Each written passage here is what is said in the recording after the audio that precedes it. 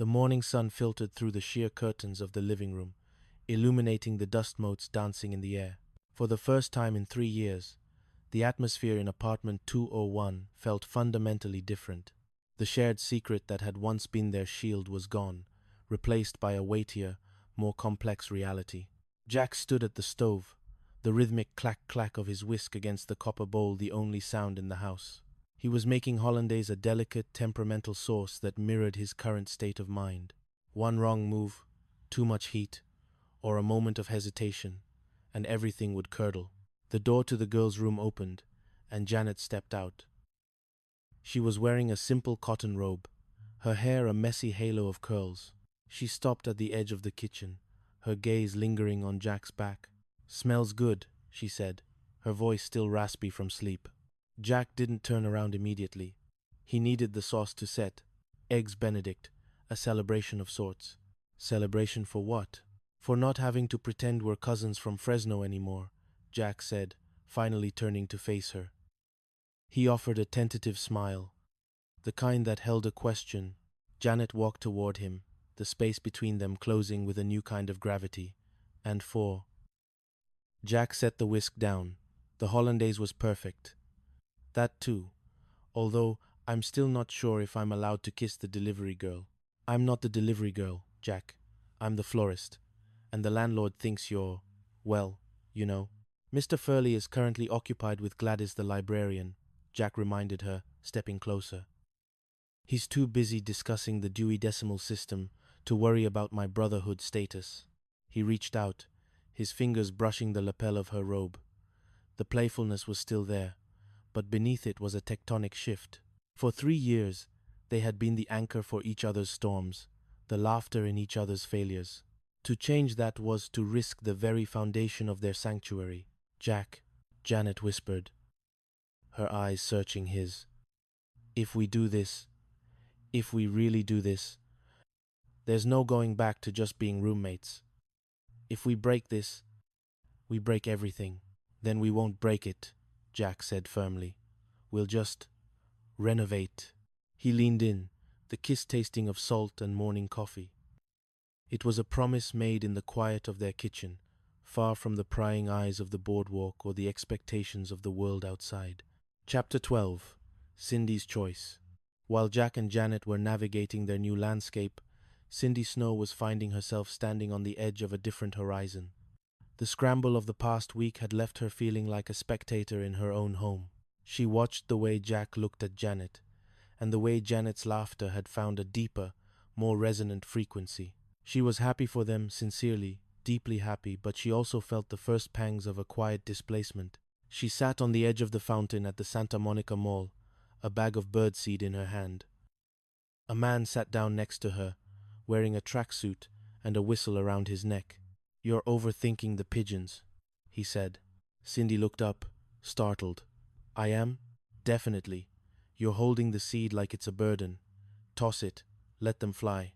Cindy smiled, a genuine, wide, snow smile. "And you're the odd one out?" "Not out," Cindy corrected. "Just in a different chapter. I feel like I've been a pen pal for too long. I want to see if I can write my own letters." The man, whose name was Mike, and who turned out to be a physical education teacher, looked at her with a kind of straightforward admiration. "You look like someone who could write a bestseller, Cindy. Why don't you start by taking that aerobics class I'm teaching at the community center? It's hard to overthink when you're doing jumping jacks." Over the next month, Cindy found a rhythm of her own. She became the star of Mike's class, her natural clumsiness transformed into a vibrant, infectious energy. She realized that while she loved the apartment and the three that they were, she also loved the one she was becoming. One evening, she sat Jack and Janet down on the couch, the same couch where so many lies had been told. "I'm moving out," she said, her voice steady. Jack gasped, nearly dropping his glass of wine. "Cindy! Why? Was it the hollandaise? I can change the recipe." "No, Jack," Cindy laughed, hugging him. Janet gripped her hand, tears shimmering in her eyes. "We're going to miss you so much. Who's going to go to the drugstore in the rain for Jack's fake cough medicine?" "Hopefully, no one," Cindy said, looking at Jack with a wink. Because from now on, I think the Tripper household is strictly out of the business of fiction. Chapter 13. The Rivalry Reborn. The departure of Cindy brought a bittersweet silence to apartment 201, but it was quickly filled by the roar of the Tripper's Table grand reopening. Jack's restaurant was the talk of the boardwalk, attracting celebrities, critics, and the occasional disgruntled landlord. However, success brought its own shadows. Larry Dallas, having failed to secure the Beaumont deed, had managed to convince a group of mysterious investors to back his own culinary venture. "It's psychological warfare, Jack," Larry shouted from across the street, standing under a neon sign that featured a very large, very poorly drawn steak. "I've got atmosphere. I've got mood. I've got a wine list that I found in a dumpster at the Hilton." "You've got a lawsuit waiting to happen, Larry," Jack yelled back, though he was secretly worried. Larry's place was packed with people who cared more about being seen than about the food. The tension came to a head when the city's most feared food critic, a woman known only as the Velvet Tongue, announced she would be visiting both establishments on the same night. "This is it, Janet," Jack said, pacing the kitchen of his restaurant. "If she hates the food, I'm back to making grilled cheese for Mr. Furley." "She won't hate the food, Jack. You have the secret ingredient." "Truffle oil?" "No," Janet said, walking behind him and resting her head on his shoulder. "Truth. Every dish you make is an honest expression of who you are. Larry is just selling a facade. People can taste the difference." The night of the review was a blur of high-stakes cooking. Across the street, Larry was setting off indoor fireworks and hiring mimes to serve appetizers. In Tripper's Table, the atmosphere was quiet, elegant, and focused. The Velvet Tongue entered. She was a formidable woman in a silk turban. She tasted Jack's signature scallops. She didn't speak. She didn't smile. She simply took a single note in a small leather book and left for Dallas's den. 2 hours later, a massive explosion rocked the boardwalk.